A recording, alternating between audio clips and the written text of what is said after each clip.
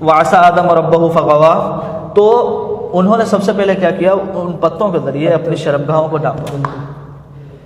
یعنی یہ پردہ کرنا، یہ حیا کرنا، یہ انسان کی فطرت میں، جس کی فطرت کے اندر حیا نہیں ہے اس کی فطرت میں اسلام ہو ہی نہیں سکتا، کیونکہ دونوں ساتھی ہیں، ایمان اور حیا، یہ حدیث ہے، دونوں ساتھی ہیں، اگر ایمان ہے تو حیا ہے، ایمان نہیں ہے تو حیا نہیں۔ مطلب یہ ہے کہ جس نے یعنی پردے سے منہ موڑا، ایک تو اس نے اسلام کے احکام کو چھوڑا، وہ ایک الگ مسئلہ ہے، چلے کوئی کہے کہ مجھے اسلام کا ہی نہیں پتہ، تب بھی اس پر یہ لازم تھا کہ بھائی اسلام نہیں تو آپ کی فطرت کے اندر پردہ تو شامل ہے، مطلب اس کی فطرت مر چکی ہے۔ اور بسم اللہ الرحمن الرحیم، الحمد للہ رب العالمین، والصلاة والسلام علی سید الانبیاء والمرسلین، اما بعد، فاعوذ باللہ السمیع العلیم من الشیطان الرجیم، بسم اللہ الرحمن الرحیم، فقال اللہ تعالی الرجال قوامون علی النساء بما فضل اللہ بعضهم من بعض، وقال تعالی فی مقام آخر وقرن فی بیوتکن ولا تبرجن تبرج الجاہلیۃ الاولی۔ حضرات گرامی، جمعیت اہل حدیث حلقہ کوٹ غلام محمد کے اس پیج پر تمام تر سامعین و ناظرین حضرات کو السلام علیکم ورحمۃ اللہ وبرکاتہ۔ جیسا کہ آپ کے علم میں ہے کہ آج 8 مارچ کا دن ہے، اور اس دن ملک بھر کے اندر، جہاں دیگر ممالک کے اندر حقوق نسواں کے نام پر آزادی مارچ جو کہ خواتین فیمنسٹ قسم کی مناتی ہیں، ان کی ایک روش ہمارے ملک پاکستان میں بھی بڑی زور و شور سے رواں سالوں سے جاری ہے۔ اس مختصر سی نشست کے اندر اس پہلو پر بات کریں گے کہ اسلام نے خواتین کو کیا حقوق نہیں دیے، کیا اسلام نے عورت کو مقام اور مرتبہ نہیں دیا، کیا اسلام نے عورت کے حقوق کی پاسداری نہیں فرمائی، کیا اسلام عورت کے تعلق سے اپنے احکام کے اندر تکمیل نہیں رکھتا۔ میرے ساتھ انشاءاللہ آج اس گفتگو کے اندر جو موجود ہیں قاری خلیل الرحمن سلفی جلالانی حافظہ اللہ، جو کہ فاضل المہد السلفیہ بھی ہیں اور جامع مسجد عثمان غنی رضی اللہ تعالی عنہ کوٹ غلام محمد کے خطیب بھی ہیں۔ اللہ رب العالمین نے عورت اور مرد کو بلحاظ تخلیق کے کوئی فرق نہیں رکھا۔ فرمایا کہ خلقکم من نفس واحدہ، انسانوں، مرد و زن جو ہیں یعنی عورت اور مرد، ہم نے ایک ہی، یعنی تمہاری تخلیق ایک ہی نطفے سے ہے، ایک ہی نفس سے ہے، جو کہ حقیقت میں ابن آدم ہیں، اور ان ساری کے ساری انسانیت کے والد آدم علیہ السلام کو بنایا ہے۔ اسی طرح پیارے پیغمبر علیہ السلام کی حدیث ہے کہ انما النساء شقائق الرجال، کہ عورتیں جو ہیں وہ مرد کی شقیقہ ہیں، یعنی جس طرح سے عورت مرد کی تخلیق کا ایک معاملہ اللہ رب العالمین نے رکھا ہے، کوئی اسی طرح عورت کا بھی معاملہ ہے، یعنی بلحاظ تخلیق کے، بلحاظ جنس کے کوئی میں تفریق نہیں۔ اسی طرح ایک اور مقام بھی ہے کہ اللہ رب العالمین نے جس طرح سے مرد اور عورت کے تعلق سے دنیا میں تکریم تعظیم جو اسلام کے طور پر رکھی ہے، وہ بھی تقوی کی بنیاد پر ہے، مرد و زن کی بنیاد پر نہیں ہے۔ اللہ رب العالمین کا فرمان ہے ان اکرمکم عند اللہ اتقاکم، تمہارے لیے جو ایک آئیڈیل رسول اللہ صلی اللہ علیہ وسلم کی سیرت کو اللہ تعالیٰ نے بنایا ہے، اس سیرت کو اپنا لینے کے بعد، چاہے وہ مرد ہے چاہے وہ عورت ہے، وہ اللہ رب العالمین کے اگر احکامات کے پابند ہیں، فرمایا وہ اللہ رب العالمین کے نزدیک متقی اور پرہیزگار ہیں، اور وہی باعث تکریم ہے، چاہے وہ مرد ہے چاہے وہ عورت ہے۔ اور اسی طرح ایک اور مقام پر جو سورۃ النحل کی اس آیت میں فرمایا کہ من عمل صالحا من ذکر او انثی، مذکر ہیں یا مؤنث ہے، عمل نیک ہے، فرمایا فلنحیینہ حیاتا طیبہ، ہم اسے حیات طیبہ سے نواز دیں، وہ حقیقی حیات ہے۔ اسی طرح سے قرآن مجید کی سورۃ الاحزاب کے اندر بھی اللہ تعالیٰ نے مرد و عورت کے تعلق سے بڑی تفصیلی آیت کے اندر ذکر کیا، ان المسلمین والمسلمات والمؤمنین والمؤمنات والقانتین والقانتات، مکمل اس طرح والحافظین فروجهم والحافظات والذاکرین اللہ کثیرا والذاکرات اعد لهم مغفرۃ واجرا، اعد اللہ لهم مغفرۃ واجرا عظیما، کہ اللہ تعالیٰ نے ان سب کے لیے مرد ہے عورت ہے، روزے دار مرد ہے روزے دار عورت ہے، متقی مرد ہے متقی عورت ہے، ان سب کے لیے اللہ تعالیٰ نے مغفرت اور اجر عظیم کو تیار کر رکھا ہے۔ تو یہاں پر بھی کوئی تفریق نہیں۔ بالکل عثمان بھائی، میں اس حوالے سے تھوڑی سی بات کا اضافہ کرنا چاہوں گا۔ جیسا کہ آپ نے یہ بتلایا کہ مرد اور عورت کے اندر کوئی تفریق نہیں ہے، مطلب پیدائش کے حوالے سے، اللہ تعالیٰ کی تخلیق کے حوالے سے اگر ہم ان کے اعمال کو دیکھیں، ان کی فضائل کو دیکھیں، تو جس طرح اللہ تعالیٰ نے مرد کو آئیڈیل بنایا ہے، اسی طرح خواتین کو بھی آئیڈیل بنایا ہے۔ قرآن مجید میں اگر ہم غور کریں تو سیدہ مریم علیہ السلام، اس کا اللہ تعالیٰ نے تذکرہ کیا، اور فرعون کی بیوی کا بھی تذکرہ کیا۔ اللہ تعالیٰ نے فرمایا کہ قانتین، اسی طرح کے الفاظ ہیں کہ دونوں جو سیدنا لوط علیہ السلام اور نوح علیہ السلام، ان دونوں کی جو بیویاں تھیں، یہ اگرچہ انبیاء کی دونوں بیویاں تھیں، لیکن پھر بھی ان کے اعمال درست نہیں تھے، اللہ کے ساتھ شرک کرتی تھی، وہ جہنم میں جائیں گی۔ اس سے دو اگلی آیات اس کے اندر اللہ تعالیٰ نے نمونے کے طور پر پیش کیا، سیدہ مریم علیہ السلام اور فرعون کی بیوی، یعنی وہ ایمان لائی، اور اللہ تعالیٰ نے ان کا مقام مرتبہ بیان کیا، ان کو جنت ملے گی، ان کا مقام مرتبہ بیان کیا کہ آئندہ آنے والی جتنی بھی عورتیں اپنے رب کو راضی کرے، ایمان کی زندگی بسر کرے، تو ان کے لیے بھی جنت۔ کانتا تحت عبدین صالحین۔ جی اچھا، اسی طرح دیکھیں نا کہ اسلام نے جو عورت کو عزت بخشی ہے، اب دیکھیں اسلام سے قبل کا ایک معاملہ تھا، عورت کو ذلیل و رسوا کر کے رکھا جاتا تھا۔ مثلا کسی کے گھر پہ بچی پیدا ہو جاتی تو وہ اس کو درگور کرنے کے پیچھے دوڑتا۔ قرآن نے بتلایا اذا بشر احدهم بالانثى ظل وجهه مسودا، چہرہ سیاہ ہو جاتا، ان کا پریشان ہو جاتے، فهو كظيم، اپنے آپ کا منہ چھپا رہے ہوتے غصے کی حالت میں کہ یار یہ ہمارے پاس کیا ظلم ہو گیا۔ اسی طرح یتوارى من القوم من سوء ما بشر به ایمسکو علی ہون او یدسہ فی التراب، اپنے آپ کو زمین میں گاڑ لیں یا اپنے آپ کو بند کر لیں، کچھ ایسا کر لیں کہ مطلب اتنی بڑی انہوں نے بچی کو، عورت ذات کو تکریم کے بجائے انہوں نے تعظیم کے بجائے ذلت سمجھا ہوا تھا۔ اسلام نے اس روش کو بھی ختم کر دیا۔ مثلا اللہ تعالیٰ نے قرآن مجید میں فرمایا اذا الموءودۃ سئلت، جس بچی کو درگور کیا جاتا ہے تو اس کے بارے میں بھی سوال کیا جائے گا، وہ آئے گی اپنا حساب اللہ کے سامنے، مجھے زندہ درگور کرنے کی وجہ کیا تھی، بأی ذنب قتلت۔ اور یہ اس وقت معاملہ درپیش ہوتا ہے جس وقت ہم جو ہے اسلام کی روشن تعلیم سے منہ موڑ لیتے ہیں، ہم بھول جاتے ہیں اسلام نے کیا عزت بخشی ہے عورت کو، کیا تکریم دی ہے عورت کو، کیا احترام دیا ہے عورت کو۔ کہیں عورت کو اللہ رب العالمین کے اس پیارے اسلام کے نظام میں ماں کا انداز دے رکھا ہے، اتنی تکریم دے رکھی ہے، اتنی تکریم دے رکھی ہے کہ میں سمجھتا ہوں کہ پیارے پیغمبر کی جو احادیث ہیں ان کے اندر بھی من حق الناس بحسن صحابتی، تو اللہ کے نبی نے 3 دفعہ امو کا کہہ کر اس صحابی کو یہ ترغیب دی تھی، سب سے زیادہ والدہ ہیں، والد سے بڑھ کر والدہ کا ہے۔ اسی طرح نبی علیہ السلام کا ایک فرمان کہ وہ جو زندہ درگور کرتے تھے ان کو اللہ کے رسول صلی اللہ علیہ وسلم نے حوصلہ شکنی کی، یعنی دین جیسے آیا تو سب سے پہلے یہ تعلیمات تھی کہ اللہ تعالیٰ نے فرمایا، نبی صلی اللہ علیہ وسلم قرآن کی آیت آپ نے ابھی سنائی، اور اسی طرح نبی صلی اللہ علیہ وسلم کا فرمان ہے ان اللہ حرم علیکم عقوق الامہات ووعد البنات، بچیوں کو زندہ کرنا اللہ تعالیٰ نے حرام قرار دے دیا، حالانکہ پہلے بھی حرام تھا لیکن اس وقت لوگ نافرمانی کی روش پر قائم تھے، لیکن پھر نبی علیہ السلام نے اس امر کی حوصلہ شکنی کی کہ یہ کام درست نہیں ہے، اسلام کبھی بھی اس کی اجازت نہیں دیتا۔ اور آج ابھی 1-2 دن میں جو واقعہ ہوا ہے میاں والی یہ بھی بڑا افسوسناک واقعہ، ابن آدم کو کیا ہو گیا کہ اس قدر یعنی اس کے اندر غیرت مر چکی ہے، اور جانوروں جیسا سلوک اپنی اولاد کے ساتھ، وہ مطلب جو واقعہ سنے انسان تو وہ اس کی یعنی روح کانپ اٹھے کہ اتنی معصوم سی بچی ہے، 7 دن کی بچی ہے، کیا 5 گولیاں، اس کو تو انسان جو ہے وہ مطلب ہاتھوں میں اٹھا کر بھینچ بھی نہیں، ڈر لگتا ہے، چھوٹی سی بچی ہے، ننھی جان ہے بیچاری، کیا بیتی ہوگی اس والدہ پر، کیا بیتی ہوگی ان گھر والوں پر، اس معاشرے پر۔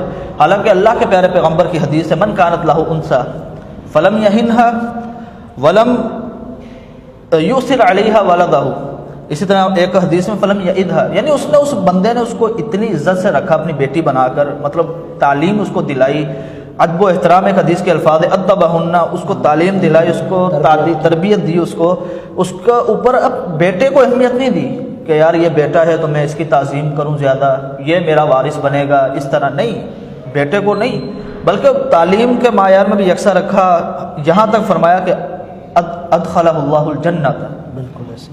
اللہ اسے جنت دے دے گا. اسی حوالے سے ایک حدیث ہے کہ جس میں نبی صلی اللہ علیہ وسلم نے فرمایا کہ یہ بیٹی جس کی تربیت کی اور اس کو اچھا اس کے ساتھ رویہ رکھا اور بڑی ہو گئی حتیٰ کہ شادی ہو گئی، فرمایا کل قیامت کے دن میرے ساتھ ہوگا وہ. ہاتھ کے اشارے سے بتلایا. تو یہ کتنی بڑی بشارت ہے، بہت بڑی بشارت ہے. اور اگر مثال اسی طرح مزید ایک اور حدیث ہے کہ من عال ثلاث بنات فأدبهن وزوجهن وأحسن إليهن، سلوک بھی اچھا رکھا، فلہ الجنہ. مطلب بچیوں کی تعلیم، بچیوں کی تربیت، بچیوں کو اللہ رب العالمین کے اس پیارے پیغمبر کے فرامین کے مطابق اتنی حیثیت سے نوازا گیا ہے. اللہ کے پیارے پیغمبر کا طریقہ احترام کیا تھا؟ سیدہ فاطمہ تو زہرا آیا کرتی تھی، اللہ کے نبی اٹھ کر کھڑے ہو جاتے، بوسہ لیتے ماتھے کا. اتنا یعنی اللہ کے نبی کا پیار تھا. اور صرف مسلم ہی نہیں، مسلمان آپ کہیں کہ نہیں جی وہ مسلمان تھی، اللہ کے پیارے پیغمبر کی بیٹی تھی تو آپ نے احترام کیا، نہیں. عدی بن حاتم کی بیوی کا واقعہ بڑا معروف ہے. وہ آئی تھی جب ابھی اسلام نہیں لائی تھی، وہ اللہ کے نبی کی محفل میں آئی تھی، پیارے پیغمبر نے اس کی آمد پر اپنی چادر بچھا دی. بالکل فرمایا یہاں رہنا ہے رکو، اپنے گھر جانا ہے چلی جاؤ. اس نے کہا میں اپنے گھر جانا چاہوں گی. صحابہ کو آگے پیچھے بھیجا کہ اس کے ساتھ جاؤ، اس کو تکریم سے گھر چھوڑ کر آؤ. آگے عدی بن حاتم کھڑے تھے، وہ سمجھے کہ یہ اسے قیدی بنا کر مطلب رکھا تھا انہوں نے. اپنی بہن سے پوچھا معاملہ کیا ہے؟ کہا کہ تجھ سے زیادہ حیا ان کی آنکھوں میں تھی، کیونکہ یہ محمد کے ساتھی تھے صلی اللہ علیہ وسلم. تو اسلام کی تعلیم وجہ ان کے اسلام کی بنی، انہوں نے تربیت دیکھی، کس قدر عورت کا مقام ہے. جی. اسی طرح سیدہ اسماء کا واقعہ بھی آتا ہے کہ ان کی والدہ مدینہ گئی تھی ان سے ملنے کے لیے. جی جی. تو انہوں نے جگہ نہیں دی، کہا آپ کافرہ ہیں، مشرکہ ہیں. نبی صلی اللہ علیہ وسلم سے اجازت لی. آپ نے فرمایا کہ کیسی بھی ہے وہ آپ کی ماں ہے، اس کو تکریم دو، اس کو عزت دو، اس کو گھر پر بٹھاؤ، اس کی میزبانی کرو. یعنی اس قدر شریعت نے عورت کا مقام بیان کیا ہے. اسی طرح ایک حیثیت اگر دیکھیں کہ جہاں ہم نے ابھی بات کی والدہ کی حیثیت کے طور پر، بہن کی حیثیت کے طور پر، بیٹی کی حیثیت، وہیں پر اللہ رب العالمین نے جو ازواجی رشتہ بنایا ہے. اب دیکھیں کہ یہ جو عورت مارچ کرنے والے عمومی لوگ ہیں نا، اگر آپ ان کی یعنی بات پر اگر تھوڑا سا غور کریں نا تو ہمیں نظر آتا ہے کہ یہ جو ہے ان کا اصل ٹارگٹ جو ہے وہ حقوق نسواں نہیں ہے. ان کا اصل ٹارگٹ یہ نہیں ہے کہ اسلام نے عورت کو مقام زیادہ دیا نہیں دیا، اسلام نے اس کو میراث میں حصہ کم دے دیا، اسلام نے یہ ظلم کر دیا، اس پر انشاءاللہ بات کرتے ہیں. ان کا اصل ٹارگٹ یہ ہے کہ یہ جو حیاداری ہے نا اسلام کی، اس حیاداری کو ختم کریں. بالکل ایسے. یہ نکاح کا خوبصورت جو بندھن ہے، اللہ تعالیٰ نے قرآن میں فرمایا نا وَمِنْ آیَاتِهِ أَنْ خَلَقَ لَكُم مِّنْ أَنفُسِكُمْ أَزْوَاجًا لِتَسْكُنُوا إِلَيْهَا وَجَعَلَ بَيْنَكُم مَّوَدَّةً وَرَحْمَةً. یہ مودت اور رحمت اللہ تعالیٰ کی، اس نے تمہاری ہی نفسوں میں سے تمہارے لیے یعنی خواتین کو پیدا فرمایا، ان کا تم سے نکاح کر کے تمہاری یعنی جسموں کی تسکین کا. اور بظاہر اس سے صرف تسکین سے مراد یہ نہیں کہ انسان اپنی نفسانی خواہشات پوری کرے، اس کے ساتھ ہر قسم کی اپنے یعنی معاملات کو اس کے ساتھ شیئر کرتا ہے. آدھی زندگی اس کی تکمیل ہو جاتی ہے نکاح کے بعد. بالکل جس طرح حدیث میں آتا ہے کہ اعلی ایمان فقط استکمل الایمان، نکاح کرنا. اور اسی طرح سے یہ جو معاملہ ہے کہ اس کے ساتھ رہنے کا تعلق، وہ بھی اسلام نے بتایا عاشرہن بالمعروف فإن کرہتموہن فعسى أن تکرہوا شیئا ویجعل اللہ فیہ خیرا کثیرا. ہو سکتا ہے کوئی ایک بات ایسی آ جائے کہ آپ کو وہ ناپسند ہو اس میں، لیکن یاد رکھنا کہ آپ کی ذات کے تعلق سے ہو سکتا ہے وہ ناپسند ہو، اللہ نے اس میں بڑی خیر رکھی ہو. تو شریعت نے ہمیں آداب بھی بتلائے ہیں، صرف بے مہار کر کے نہیں چھوڑ دیا کہ نہیں بس نکاح کرنا ہے تو نکاح کر لیں، یہ کرنا ہے. یہ جو فیمنسٹ قسم کے لوگ ہیں، ان کا اصل ٹارگٹ، وہ ایک بزرگ اللہ اس کو ہدایت دے 70 سال سے اوپر عمر تھی، وہ پچھلے وقت کیا رکھا ہے نکاح کے اندر، کیا ہے نکاح؟ یعنی ریلیشن رکھنے کے لیے ضروری نہیں ہے کہ نکاح ہو، الیاذ باللہ. بات یہی ہے نا کہ یہ جو دروازہ کھولا جا رہا ہے یہ اصل زنا کا دروازہ ہے، یہ فحاشی کا دروازہ ہے. کبھی بھی کفر جو ہے نا اسلامی ریاست کے اندر فوراً اپنے پنجے یوں نہیں گاڑ لیتا کہ میں آؤں اور میں کہوں کہ جی بس زنا کر لو، شراب پی لو، فحاشی کر لو. نہیں، اس کے لیے وہ ایسے دروازے نکالتا ہے کہ ٹھیک ہے بھائی یہ طریقہ اپناؤ، اس طرح ان کی غیرت کا امتحان لو، ان کو غیرت کو ختم کرنے کی کوششیں کرو. اب دیکھ لینا یہ جو نعرہ لگ رہا ہے ابھی، میرا جسم میری مرضی، اپنا سالن خود گرم کرو، اپنا بستر خود گرم کرو، خود بناؤ، یہ کرو وہ کرو. اسلام میں اللہ رب العالمین کے اس نظام کے اندر عورت کو گھر کی چار دیواری کا محافظ بنایا ہے. اب رسول اللہ نے فرمایا تھا نا کہ وہ عورت جو مجھے اپنی شرمگاہ کی مطلب حفاظت کی ذمہ داری دے دے، ضمانت دے دے، اپنے شوہر کے ادب و احترام کی ذمہ داری دے دے، اور اپنے شوہر کے بعد اس کے گھر کے اندر یعنی جو اس کا ساز و سامان ہے اور اپنی اس کی عزت ہے اس کی حفاظت کی ذمہ داری دیتے ہیں. میں محمد صلی اللہ علیہ وسلم اس کو جنت کی بشارت دیتا ہوں. جنت کی بشارت. اب یہ جو بات کرنے والے ہیں جی ہم نے نکاح نہیں کرنا، اب دیکھیں میں ایک مثال دیتا ہوں. اب یہ جسے ہم نے امن کا نوبل پرائز دیا تھا، یہ سماجی ورکر ہمارے ہاں جو بنی ہوئی تھی ملالہ یوسفزئی، پہلے اس نے بھی ایک ٹویٹ کیا کچھ عرصہ قبل، گزشتہ روز بھی اس کا ایک ٹویٹ آیا ہوا شادی کے حوالے سے، پردے کے حوالے سے. آپ کسی کو کیوں کہتے ہو بھائی پردہ کرو؟ وہ پردہ کرتی ہے نہیں کرتی اس کی مرضی ہے. صحیح. مطلب اسلام کے کانسیپٹ کو ختم کرنا ہے. یہی نوبل کا مطلب کیا ہے، اسی لیے تو دیا گیا ہے تاکہ یہ ہمارے کام آئے. یہ ہمارے اسلام کا جو معاملہ ہے وہ بگاڑ کے رکھ دے. اور اسی طرح اگر دیکھا جائے معاشرے کے اندر ہر جگہ پر یہی حالت اور یہی کیفیت ہے کہ نبی علیہ الصلوۃ والسلام کے فرامین کو کوئی اہمیت نہیں دی جا رہی. حالانکہ اللہ کے رسول صلی اللہ علیہ وسلم کی معروف حدیث ہے یا معاشر الشباب من استطاع منکم الباءۃ فلیتزوج، شادی کا ذکر ہے. حتیٰ کہ نبی صلی اللہ علیہ وسلم جو شادی نہیں کرتا اس کا مجھ سے تعلق نہیں ہے، بے رغبت اختیار کرتے. یہ انبیاء کی سنت ہے، رسولوں کی سنت ہے. اور ایک مومن کا یہ بہت بڑا اللہ کی طرف سے مومن کے لیے ایک انعام ہے، جیسے آپ نے آیت ذکر کی جی. تو اس سے روگردانی کرنا اور پھر زنا کے راستوں کو کھولنا.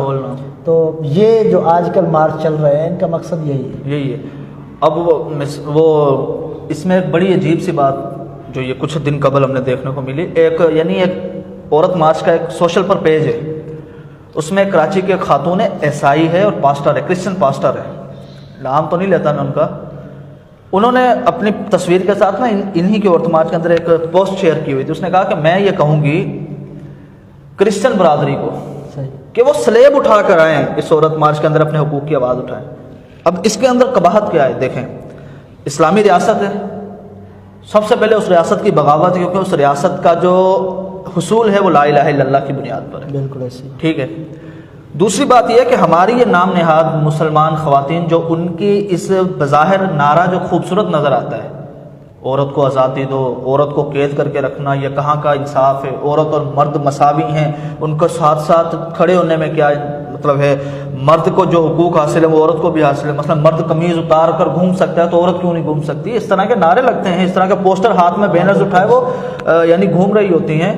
تو وہ کرسچن وہ جو پاسٹر ہے وہ کہہ رہی ہے اپنی سلیب اٹھا کر آپ اس پروگرام میں آئیں، وہ اپنی یعنی دین کی بات کرے، وہ اپنے آنے والوں کو کہے. اور ہمارے یہ نام نہاد کیا ہے؟ کون سا اسلام ہے بھائی؟ کیا تعلق ہے اسلام سے؟ اور اس سے بڑی بات یہ ٹرانسجینڈر کا جو معاملہ ہے، جنس کی تبدیلی کا معاملہ ہے، اس کے حقوق کی آواز ہے. حالانکہ اسلامی نقطۂ نظر سے اپنی جنس کو تبدیل کرنے کا کوئی سوال ہی پیدا نہیں ہوتا. ٹھیک ہے. اور ان کے اس یعنی معاملے کے اندر یہ تو الحمدللہ ہمارے چھوٹے شہر محفوظ ہیں. اگر کراچی کے اندر آج آپ دیکھیں مزار قائد کے سامنے 3 بجے ایک ریلی بھی نکلنی ہے، اس کی یعنی ترتیب، اس کے پروگرام کی تشکیل دی جا رہی تھی، تصویریں آئیں، تقریباً 80% خواتین وہاں پر موجود تھیں، کچھ یعنی مرد تھے. اور وہ جو خواتین تھیں ان میں سے کوئی ایک خاتون بھی ایسی نہیں تھی جو باپردہ ہو. یہ بہت بڑا المیہ ہے. مقصد یہی ہے. حالانکہ الحیاء شعبۃ من ایمان، نبی صلی اللہ علیہ وسلم ایمان کا ایک شعبہ ہے.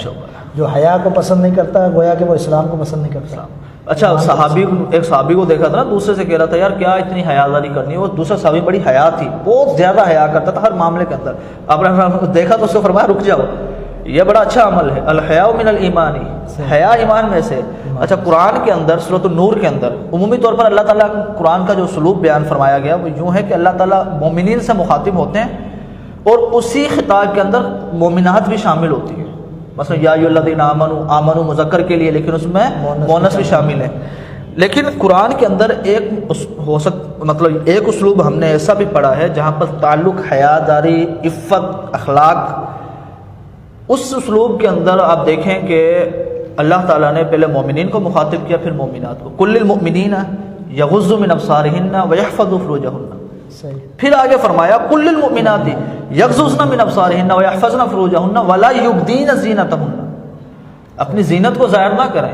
حتیٰ کہ پیارے پیغمبر کی حدیث ہے جو خاتون خوشبو لگا کر باہر نکلتی ہے مردوں میں اور اس کی خوشبو مردوں کو پہنچتی ہے اور مرد اس کی طرف مائل ہوتے ہیں، دیکھتے ہیں کہ آخر یہ ہے کون جو اتنی خوشبو لگا کر اور بڑی اپنے آپ کو مینٹین کر کے اور بڑے خوبصورت یعنی مزین ہو کر نکل پڑی ہے، یہ آخر ہے کون؟ اس کو دیکھنے کی چاہت اور حسرت میں رہتے ہیں. فرمایا یہ زانیہ عورت ہے. ہاں بالکل. خوشبو لگا کر نکلے تو زانیہ کہہ دیا. زانیہ کیسے ہیں؟ یعنی یہ خود مائل کر لیے لوگوں کو اپنی طرف. پردے کے حکم پر اگر اعتراض کیا جائے، پردے کے حکم کو یعنی اس کا کیا ہے، یہ تو اسلام سے قبل کی بات تھی، اسلام یا مطلب اسلام کا جو ابتدائی دور تھا اس کے بعد یہ حکم، تو اس کے لیے پہلے تو ہمیں دلیل چاہیے. کیا دلیل ہے کہ پردے کا حکم جو ہے وہ منسوخ ہے؟ دوسری چیز یہ ہے کہ پردہ تو مطلب ایک خاتون کے لیے اس کی عفت کی محافظت کا ذریعہ ہے، اس کی اپنی محافظت، اس کی اپنی محافظت کا ذریعہ ہے. اللہ تعالیٰ نے یحفظن فروجہن اور یغضوا من ابصارہن یا کل المؤمنین یغضوا من ابصارہم، یہ جو احکامات کا نفاذ ہے، یہ اس میں بڑی ایک مطلب آپ کہہ لیں کہ تاثیر ہے، ایک بڑی اس کے اندر ایک یعنی آپ کہہ لیں کہ ایک پیغام ہے بڑا خوبصورت، کہ دنیا کے سارے مرد اگر اندھے بھی ہو جائیں نا، تب بھی اگر خاتون نے نکلنا ہے تو باپردہ ہو کر نکلنا ہے. بالکل ایسے ہی ایک واقعہ یاد آ گیا سیدہ عائشہ صدیقہ رضی اللہ تعالیٰ عنہ کا. طبقات ابن سعد میں ہے کہ ایک اسحاق نامی شخص نے آیا تو وہ نابینا تھا، اسے یہ محسوس ہوا کہ سیدہ عائشہ نے مجھ سے پردہ کیا ہے، تو انہوں نے پوچھ لیا، کہا میں تو آپ کو دیکھ نہیں سکتا، آپ پھر بھی مجھ سے پردہ کر رہی ہیں. سیدہ عائشہ فرماتی میں تو آپ کو دیکھ سکتی ہوں نا، اس لیے میں پردہ کر رہی ہوں. اچھا، یعنی اس قدر مشکات کے اندر یہ حدیث ہم نے پڑھی تھی، اور غالباً سنن نسائی میں بھی عبداللہ بن ام مکتوم تشریف لا رہے تھے پیارے پیغمبر کے پاس، اجازت طلب کی. ام المومنین سیدہ عائشہ اور سیدہ حفصہ رضی اللہ عنہما موجود تھیں. آپ نے فرمایا کہ پردہ کر لو. فرمایا اللہ کے نبی وہ تو نابینا ہے، صحیح، ہمیں پردے سے کیا ہے، یعنی وہ تو نابینا ہے، نابینا سے پردہ کرنا کیا ہے، دیکھ نہیں سکتا. فرمایا تم تو نابینا نہیں ہو نا. مطلب کیا تھا کہ لازمی نہیں ہے کہ مرد ہی پردہ کریں، مطلب ہے عورتیں بھی پردہ کریں. اور ایک اور یعنی قرآن کے اسلوب کے اندر اس بات کو یعنی ذکر ہے کہ اگر مطلب تم کوئی مرد آ بھی جائے کوئی غیر مرد مخاطب ہونے کے لیے، تو اسے اس طرح سے مخاطب نہ کرو کہ اس کے دل میں تمہارے تعلق سے کوئی حسرت جاگ اٹھے، کوئی یعنی ہرس اٹھ جائے کہ یار سختی سے بات کرو، سختی سے بات کرو. اسی طرح سیدہ عائشہ کے بارے میں ذکر ہے، کچھ روایت میں آتا ہے کہ وہ جب نبی صلی اللہ علیہ وسلم اور سیدنا ابو بکر صدیق کی قبر پر جاتی تھی تو پردہ نہیں کرتی تھی، اور جب سیدنا عمر کو وہاں دفنایا گیا تو اس کے بعد پردہ کرتی. ان کے احترام ان کا احترام اور خود حیا کا پیغام. اب پردے کو مسخ کر کے حیاداری کو مسخ کرنا، حیاداری کو مسخ کر کے نکاح پر بہتان لگا کر زنا کے دروازوں کو کھولنا. دیکھیں قرآن کے اندر اللہ تعالیٰ نے جن کو پردے کا حکم دیا تھا نا، وہ اس کائنات کی سب سے معززہ تھیں. پردے کا حکم صرف اس لیے نہیں ہے کہ عورتیں جو ہیں وہ اپنے یعنی زینت اس کو بنا لیں پردے کو، یا پردہ اس لیے تھا کہ عورت جو ہے وہ تحفظ میں رہے، یہ ایک اس کی علت تھی. پردے کا اصل یہ ہے کہ یہ اللہ کا حکم ہے. بالکل اللہ کا. یا ایھا النبی قل لازواجک وبناتک ونساء المؤمنین. اس وقت نساء المؤمنین کون تھیں؟ مومنین کی بیویاں یعنی صحابہ کی بیویاں. مومنین صحابہ تھے. اگر ان کو پردہ کروایا جا سکتا ہے تو ہمارا ایمان سیدہ فاطمہ جیسا تو نہیں، ہماری مستورات کا ایمان، ہماری محرمات کا ایمان امہات المومنین کے ایمان جیسا تو نہیں ہے. ہمارے لیے تو ان احکامات پر عمل کرنا بالولا نافذ ہے. بالکل. لیکن مطلب اگر اس دور میں بھی دیکھا جائے، جاہلیت کے دور میں سیدہ خدیجہ اسلام سے قبل بھی ان کے بارے میں طاہرہ کا لقب مشہور تھا. طاہرہ کا لقب بڑی پاک باز تھی. اس وقت بھی اس کو اہمیت دی جاتی تھی. یعنی یہ فطرت میں شامل ہے، فطرت میں شامل. عورت اپنی عزت کی حفاظت کرے، یہ فطرت میں شامل ہے. اچھا، آپ نے فطرت کی بات کی تو ایک بات یاد آئی. شیطان نے جب ورگلایا نا کنہیں، سیدنا آدم اور اما حوا علیہم السلام، ان کو وقاسمہما انی لکما لمن الناصحین فدلاہما بغرور، دھوکے میں ان کو ڈال دیا. یہ ساری تفسیر موجود ہے. اچھا، اس کو دھوکے میں ڈال لینے کے بعد شیطان کا حربہ کیا تھا؟ جنت سے نکالا جائے. ان کو جو عزت بخشی ہے نا اللہ نے، مجھے کہہ کر اسے سجدہ کروانا چاہا، میں نے سجدہ نہیں کیا، اللہ نے مجھے پوری دنیا کا سب سے بڑا ملعون بنا دیا. ہاں بالکل. ٹھیک ہے، لعنت اللہ. اب جیسے ہی انہوں نے اس میں سے کھایا، فَأَكَلَ مِنْهَا فَبَدَتْ لَهُمَا سَوْآتُهُمَا، ان کی یعنی جسم سے کپڑے ہٹ گئے، برہنگی تھی. حالانکہ وہ دو تھے جنت کے اندر، کوئی تیسرا نہیں تھا. اور احکام میں پردہ اس وقت نہیں تھا، کچھ بھی نہیں تھا، یعنی کچھ بھی نہیں تھا، کوئی تعلیم نہیں تھی. صرف ان دو میاں بیوی کا ہی وجود تھا اور کچھ بھی نہیں. میاں بیوی کا وجود تھا نا. اب آپ دیکھیں یہاں پر قرآن کی ایک آیت ہے، فرمایا کہ وَطَفِقَ يَخْصِفَانِ عَلَيْهِمَا مِنْ وَرَقِ الْجَنَّةِ. انہوں نے کیا کیا؟ جب یہ حالت ہوئی، برہنگی ہوئی، انہیں جنت سے نکال دینے سے پہلے جب یہ شیطان کے اس چال میں وہ آ گئے، دھوکے میں آ گئے، وعصى آدم ربہ فغوا، تو انہوں نے سب سے پہلے کیا کیا؟ ان پتوں کے ذریعے اپنی شرمگاہوں کو ڈھانپا۔ یعنی یہ پردہ کرنا، یہ حیا کرنا، یہ انسان کی فطرت میں، جس کی فطرت کے اندر حیا نہیں ہے اس کی فطرت میں اسلام ہو ہی نہیں سکتا، کیونکہ دونوں ساتھی ہیں، ایمان اور حیا، یہ حدیث ہے، ہاں، دونوں ساتھی ہیں، اگر ایمان ہے تو حیا ہے، ایمان نہیں ہے تو حیا نہیں۔ مطلب یہ ہے کہ جس نے یعنی پردے سے منہ موڑا، ایک تو اس نے اسلام کے احکام کو چھوڑا، وہ ایک الگ مسئلہ ہے، چلے کوئی کہے کہ مجھے اسلام کا ہی نہیں پتا، تب بھی اس پر یہ لازم تھا کہ بھائی اسلام نہیں تو آپ کی فطرت کے اندر پردہ تو شامل ہے، مطلب اس کی فطرت مر چکی ہے، اور جس کی فطرت کے اندر ایسی چیز کا ہونا ہے تو وہ اس بات کو جان لے کہ نہیں یار، مجھ پر الحمدللہ اللہ کا احسان ہے، میں اسلام کی تعلیمات سے آشنا ہوں، اسلام کے احکامات کو یعنی میں سمجھ سکتا ہوں۔ اور پھر آگے جو اس آیت کا حصہ ہے، یدنین علیہن من جلابیبہن، یعنی وہ اپنے اوپر سے کپڑے کو لٹکائیں۔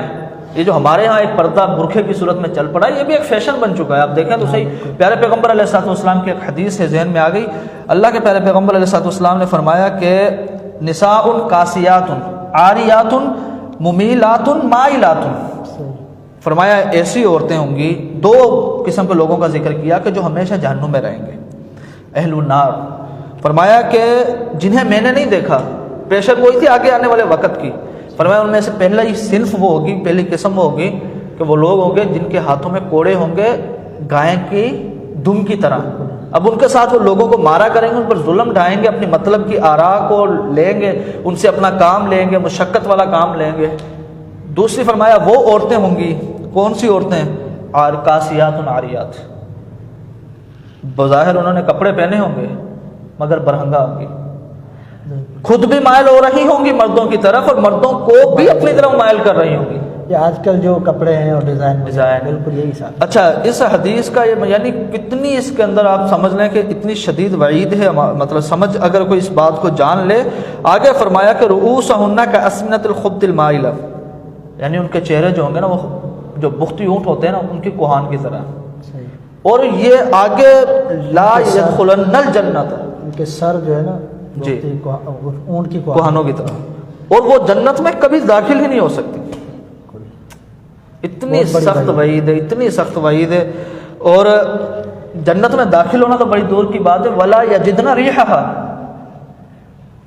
اور جنت کی جو خوشبو ہے حدیث میں آتا ہے 40 سال 70 سال، حدیث میں اتنے عرصے یعنی اس سے بھی زیادہ، کہ اتنی دور کی مسافت سے بھی وہ خوشبو آ جاتی ہے۔ لیکن مسئلہ یہ ہے کہ ان عورتوں کو اللہ نے جنت تو دور کی بات، جنت کی خوشبو سے بھی محروم کر دیا۔ بالکل، اس سے بات یاد آ گئی کہ نبی صلی اللہ علیہ وسلم کی حدیث ہے صحیح بخاری کی، کہ آپ نے فرمایا کہ جو بندہ ذمی کو قتل کرتا ہے وہ بھی جنت کی خوشبو نہیں پا سکے گا۔ اور آج اتنا بڑا واقعہ، اپنی بچی کو قتل کر دیا گولیاں مار کر۔ اب اگر ہم تھوڑا سا اس معاملے کو دیکھیں نا، عورت مارچ کے معاملے کو، اگر ہم تھوڑا سا پیچھے چلے جائیں کہ یہ کہاں سے جاگا ہے، کیوں جاگا ہے، اس کے پیچھے یعنی کون سی کیا وجہ ہے، تو ہم دیکھتے ہیں کہ یہ اصل تو یورپ ہے، مغرب کی تہذیب ہے، جس کے اندر نکاح تو ایک ہی ہے، ایک ہی شادی کر سکتے ہیں، امریکہ USA ان میں کہ دوسری شادی آپ کو الاؤڈ نہیں ہے، لیکن آپ 50 عورتوں کے ساتھ زنا کر دو، کوئی آپ کو روکے گا نہیں۔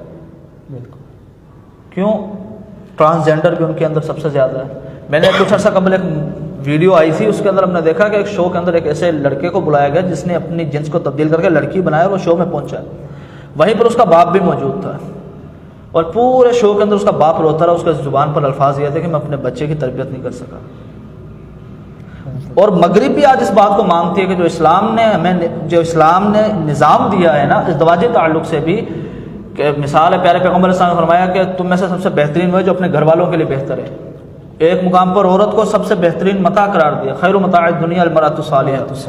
اور اسی طرح یعنی ایک سے زائد جو نکاح کی یہ اللہ تعالیٰ نے اجازت دے رکھی ہے، اس میں بھی بڑی یعنی آپ کہہ لیں کہ حکمتیں ہیں اللہ رب العالمین کی۔ بظاہر کچھ اس طرح کہ کوئی صحیبہ یا کوئی بیوہ سے نکاح کر لے، یا کوئی اپنی یعنی طلاق یافتہ سے نکاح کر لے، بہرحال اس کے بہت سے عورت کا ہی سہارا بنے۔ دوسری چیز اس میں سب سے بڑی معاوضت اس میں یہ ہے، عورت کو اجازت اس لیے نہیں ہے کہ اس میں جنس نسب کے اندر خرابی پیدا ہوتی ہے۔ مرد کے ذریعے تو نسب میں خرابی پیدا نہیں ہوگی نا، لیکن عورت کے ذریعے نسب میں خرابی پیدا ہوتی ہے، اور یہ اسلام نہیں، یہ جاہلیت کا انداز ہے۔ وہ کیا کرتے تھے، 10 عورتوں کے ساتھ 10 مرد ایک عورت کے ساتھ زنا کرتے، اس سے حمل ٹھہرتا، زیادہ اس طرح بھی ہے، ہاں اس سے بچہ پیدا ہوتا. تو اب وہ کسی قیافہ کو بلاتے ہیں، قیافہ شناس کرنے والے کو، وہ چہرہ دیکھ کے ان میں سے کسی ایک کی طرف منسوب کرتا ہے تو اس کی طرف وہ اس کی منسوب بیوی کر بن جاتا ہے. جاتی ہے. بالکل، اب آپ دیکھیں یہ کیا کوئی حیا کا معاملہ ہے؟ کوئی غیرت مند شخص اس بات کو برداشت کر سکتا ہے؟ کبھی نہیں. بالکل. تو اگر اس حوالے سے دیکھا جائے جو آج کل چل رہا ہے، تو ایک طرح سے جاہلیت کی بھی اس سے بو آتی ہے. نبی علیہ الصلوۃ والسلام کی حدیث ہے، آپ صلی اللہ علیہ وسلم نے فرمایا کل شیء من امر الجاہلیت تحت قدمی موضوع. آپ نے فرمایا جاہلیت کے دور کے جتنے بھی معاملات ہیں ان سب کو میں اپنے قدموں کے نیچے رونق ڈالتا ہوں، یعنی اس کو ختم کرنے کے لیے آیا ہوں. وہ جو طریقے تھے، وہ برہنہ جو ہے طواف کیا جاتا تھا بیت اللہ کا، اور بہت زیادہ بے حیائی کی جاتی تھی، جس طرح آپ نے ابھی بتلایا کہ یہ اتنے ایک عورت کے ساتھ اتنے مرد زناکاری کرتے تھے. تو یہ سارے کے سارے قصے نبی صلی اللہ علیہ وسلم ختم کرنے کے لیے آئے تھے. تو کوئی بھی ایسا بندہ جو اعتراض رکھتا ہے تو اعتراض پیش کرے. کبھی بھی اسلام نے عورتوں پر زیادتی نہیں کی. اسلام نے ہمیشہ عورت کو اتنا بڑا اسلام نے حق دیا ہے کہ وہ خلا کا بھی مطالبہ کر سکتی ہے. اس سے بھی پہلے ولی سے کہا ہے اگر نکاح کرنے کی اجازت تجھے تو اگر اجازت نہیں دیتا نکاح نہیں ہے، لا نکاح الا بولی. لیکن اس ولی کو بھی پابند کیا ہے عورت سے نہیں، اگر وہ سیبہ ہے اس کی اجازت ہوگی، کنواری ہے تو اس سے پوچھا جائے گا، اگر وہ چپ رہتی ہے خاموش رہتی تو اس کی اجازت ہے. وہ جو حدیث کے الفاظ آتے ہیں خاموشی، ہاں وَإِذْنُهَا سُمَاتُهَا. اور اگر مطلب نکاح بھی ہو گیا، اگر نکاح اس کی یعنی بلوغت سے پہلے کر دیا گیا، اللہ کے پیارے پیغمبر نے پھر اختیار دیا ہے. اگر بلوغت کے بعد وہ دیکھتی ہے کہ نہیں، سمجھ شعور آ گیا عورت کو، وہ سمجھتی ہے کہ نہیں بھائی میں اس کے ساتھ زندگی نہیں گزار سکتی، تو اسے طلاق لے سکتی ہے اس کے ساتھ تعلق سے پہلے. اسلام نے تو نہیں اجازت دی عورت کو کہ نہیں بھائی اب تجھے مسلط کر دیا گیا تجھ پر. بالفرض والمحال اگر اس کے ساتھ یہ ہو گیا کہ وہ شوہر کے ساتھ اپنا تعلق قائم کر چکی ہے، لیکن وہ اس کے ساتھ نہیں ہے، اپنی زندگی گزارنے پر راضی نہیں ہے، وہ اسے طلاق بھی نہیں دیتا، تو شریعت نے اس سے پھر کہا ہے کہ قاضی کا دروازہ کھلا ہے، جا کر کھلا لے. شریعت نے تو اس عورت کو تب بھی مشقت میں نہیں ڈالا، تب بھی پابند نہیں کیا، پابند نہیں کیا. صورت میں جو ہے عورت مرد کی ماننی ہے. اگر آپ کا معاملہ نہیں چلتا، مرد صحیح نہیں ہے اسلامی طور پر، ہر معاملے میں فیل ہے، تو خلا کا مطالبہ ہو سکتا ہے. لیکن یہ کر لینا کہ نہیں بھائی نکاح نہیں ہے، جس کے ساتھ سیکسول ریلیشن بنانے ہیں میں بنا لوں، جس کے ساتھ میں نے سونا ہے سو لوں، بغیر کسی یعنی معاملے کی حیاداری کے معاملے کو رکھ کر. آپ علیہ السلام نے فرمایا نا من تشبہ بقوم فہو منہم. اس حدیث کے تحت یعنی اگر ہم دیکھتے ہیں تو یہ جو نظام ہے یہ مغرب کا ہے، اسلام اس نظام سے بیزار ہے، بلکہ اسلام نے اس نظام کے خلاف عقیدہ بتلائی. ٹھیک ہے. اسی طرح من لبس ثوب شہرۃ البسہ اللہ یوم القیامۃ مثلہ. اب ہمارے یہاں کیا ہوتا ہے، بے حیائی اس قدر عروج پر ہے کہ جسم سے کپڑے اترتے جا رہے ہیں، لباس میں برہنگی آتی جا رہی ہے، کہیں فٹنس ہے تو کہیں کپڑوں میں آتی، کہیں بازو نہیں ہے تو کہیں کچھ نہیں ہے. یہ مطلب اسلام کی تعلیم تو اس کا طرف اس طرح کی تعلیم اسلام دینے کا ہم سوچ بھی نہیں سکتے کہ اسلام کے اندر کوئی ایسی. اور ہے کیا مسلمان کلمہ پڑھنے والے. جب اس کی ایک آیت بھی ہے نا، یا بنی آدم قد انزلنا الیکم لباس یواری سوآتکم ورشا. یہی بہترین لباس ہے جو اللہ نے نازل کیا، جو اللہ نے حکم دیا. اور دوسرے طور پر اگر دیکھا جائے تو آج کل کی جو عورتیں، آج مارچ چل رہا ہے جی، اس میں جو ان کے نعرے ہوتے ہیں، ساری چیزیں ان کی ہوتی ہیں، تو حقیقت میں یہ اللہ کے ساتھ بغاوت ہے. کیونکہ یہ جو معاملات دین کے جتنے بھی معاملات ہیں وہ سارے اللہ تعالیٰ نے نازل کیے ہیں. قرآن میں آیات ہیں، نبی صلی اللہ علیہ وسلم کے فرامین ہیں، اور عورتیں آج اس کے خلاف ہی نکلتی ہیں. پھر یہ اللہ کے ساتھ بغاوت ہے، دین کے ساتھ، اسلام کے ساتھ بغاوت ہے. اچھا، جن امور میں تفریق رکھی گئی ہے، مثلا عورت کو کہا گیا کہ ذمہ داری گھر کی ہے، اس میں بھی اللہ نے حکمتیں رکھی ہیں. مرد کو کہا گیا ان کی کفالت کی ذمہ داری آپ کی ہے. اور رجال قوامون علی النساء بما فضل اللہ بعضهم علی بعض. اب وہ اس فضیلت کا انکار کرے نہیں جی مرد اور عورت مساوی ہیں، اگر مرد کمانے نکلے گا تو عورت بھی کمانے نکلے گی، اگر مرد کہیں جائے گا تو عورت بھی جہاں اس کا دل کرے وہ جا سکتی ہے. اپنی منمانی سے سب سے پہلے تو وہ قرآن کا انکار ہے، اللہ کے ساتھ بغاوت ہے. کیا ہے یعنی اسلام کی تعلیم کا انکار کرنا کیا ہے؟ بغاوت ہے. اچھا، دوسری چیز یہ ہے کہ عورت کو گھر کی چار دیواری کے لیے اس لیے بھی معاوضت دی ہے کہ وہ بچے کی پہلی پرورش گاہ ہے. بچے کے دو انداز ہیں، یعنی جب وہ ماں کی گود میں تو اسے یعنی سنبھال لے، اس کی اچھی طرح سے یعنی کیئر کرے، اس کا خیال رکھے.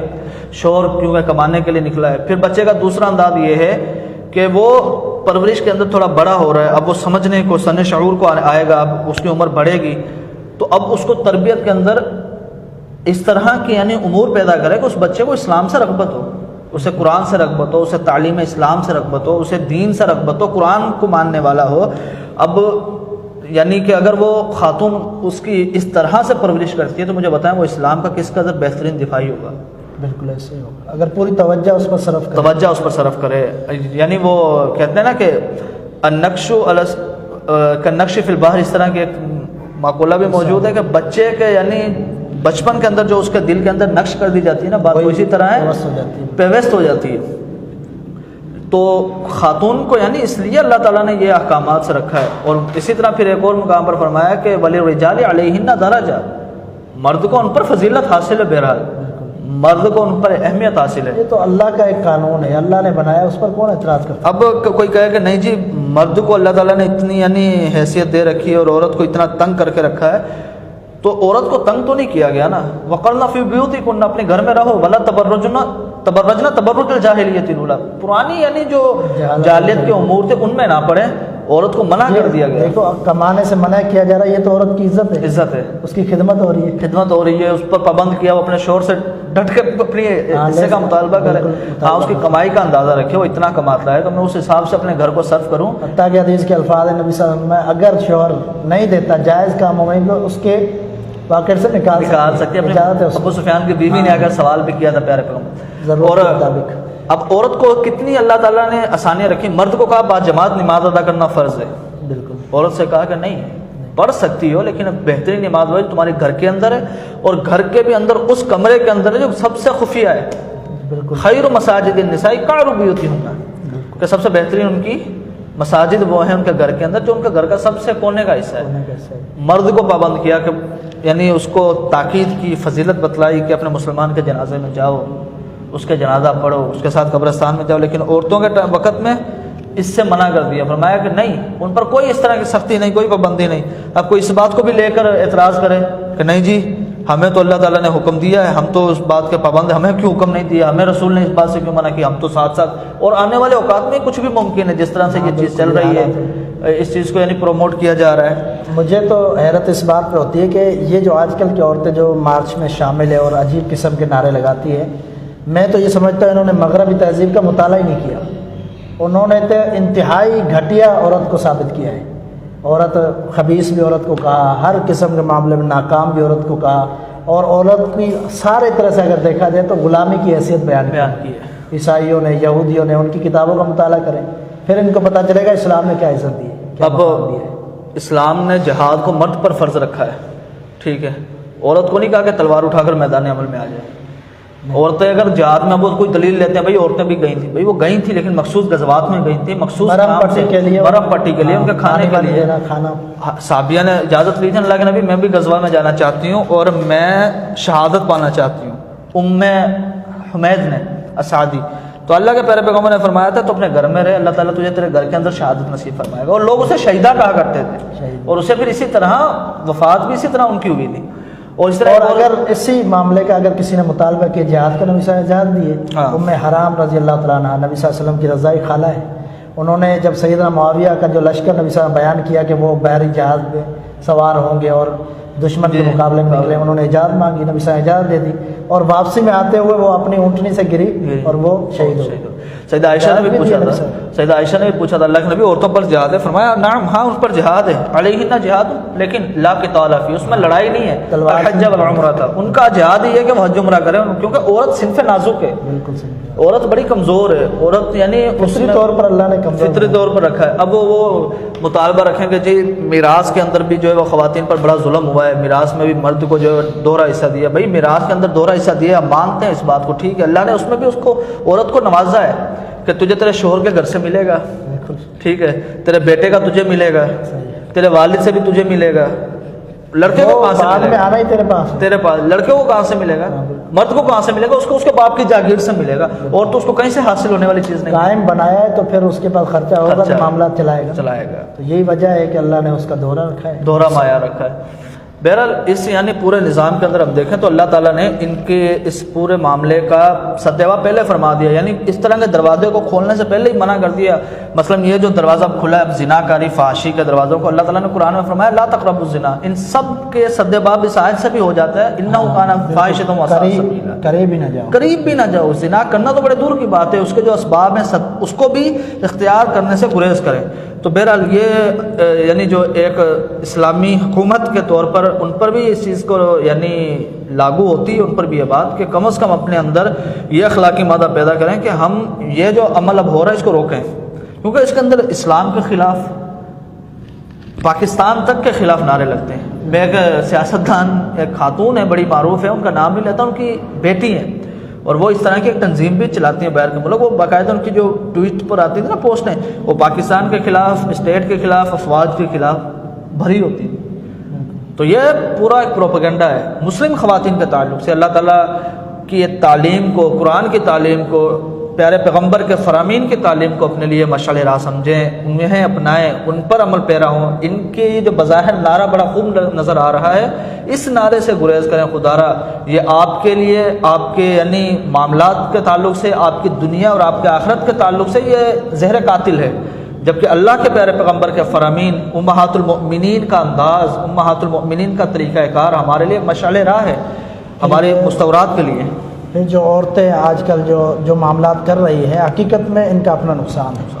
یہ اگر دیکھا جائے تو پھر جب زیادتیاں ہوتی ہیں، ایسے واقعات ہوتی ہیں، تو پھر بھی یہ روڈ پر ہوتی ہے۔ وجہ یہ ہے کہ آپ خود اس کی وجہ بن رہی ہیں۔ اگر آپ اپنے آپ پر کنٹرول کریں اور حیا کو اپنا زیور بنائیں، اور عورت کا سب سے بڑا زیور حیا ہے، غیرت مندی ہو اس کے اندر، اپنی عزت کی حفاظت کرے اور پردے کو لازم پکڑے، تو انشاءاللہ ایسے واقعات نہیں ہوں گے اور اس طرح کی زیادتی کے واقعات نہیں ہوں گے۔ آئے دن زیادتی کے واقعات معلوم ہوتے ہیں۔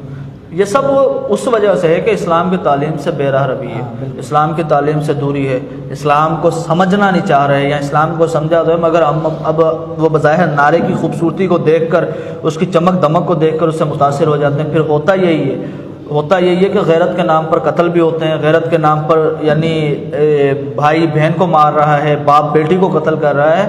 تو یہ تب جاگتے ہیں جب اسلام کا جو ایک نظام ہے اسے منہ موڑ دیا جائے۔ اسلام نے جو ہمیں اسلام سے بغاوت، آپ دیکھیں نا، رات کے وقت پردے کی آیات نازل ہوئی تھی پیارے پیغمبر علیہ الصلوۃ والسلام کے دور میں، اور جو صبح کا وقت تھا کوئی خاتون ایسی نہیں تھی کہ جو بے پردہ ہو۔ تو یہ الحمدللہ ایسے واقعات بھی نہیں تھے، پھر نہیں تھے، زیادتی کے واقعات یا اس طرح کے کچھ بھی نہیں تھا، حالانکہ جاہلیت کے دور سے نکل کے آئے ہوئے تھے اور اس دور سے یعنی وہ پاک ہوئے تھے۔ اللہ نے انہیں اسلام کے تعلیم عظیم ان کی تعریفات اور قرآن احادیث میں موجود ہے۔ ابو مرثد رضی اللہ تعالیٰ عنہ، فاحشہ عورت پھر دعوت دیتی ہے، کہتے ہیں اب میں مسلمان کام کے قریب نہیں آ سکتا، حتیٰ کہ انہیں پتا تھا اگر میں نے اس کی دعوت کو ٹھکرا دیا تو میں قتل بھی کر دیا جاؤں گا، مجھے شہید کر دیا جائے گا، آگے بھی ہیں۔ لیکن نہیں، تعلیم اسلام، تعلیم پیغمبر جناب محمد رسول اللہ صلی اللہ علیہ وسلم کو اپنایا ہے، ضروری سمجھا ہے۔ اسی طرح الحمدللہ یہ آج مختصر سا سیشن آپ کے سامنے رکھا گیا تھا۔ اللہ تعالیٰ سے دعا ہے اللہ تعالیٰ ہم سب کو اسلام کی تعلیمات کو سمجھنے کی، اس پر عمل پیرا ہونے کی توفیق نصیب فرمائے۔ اسی طرح ہم آپ سے اجازت چاہیں گے، اللہ رب العالمین ہمارے ان کاوشوں کو، کوششوں کو، ہمارے ملک پاکستان کی حفاظت فرمائے۔ جی، تو بات یہ ہے کہ اصل میں یہ ساری کی ساری مغربی ایک سازشیں ہیں۔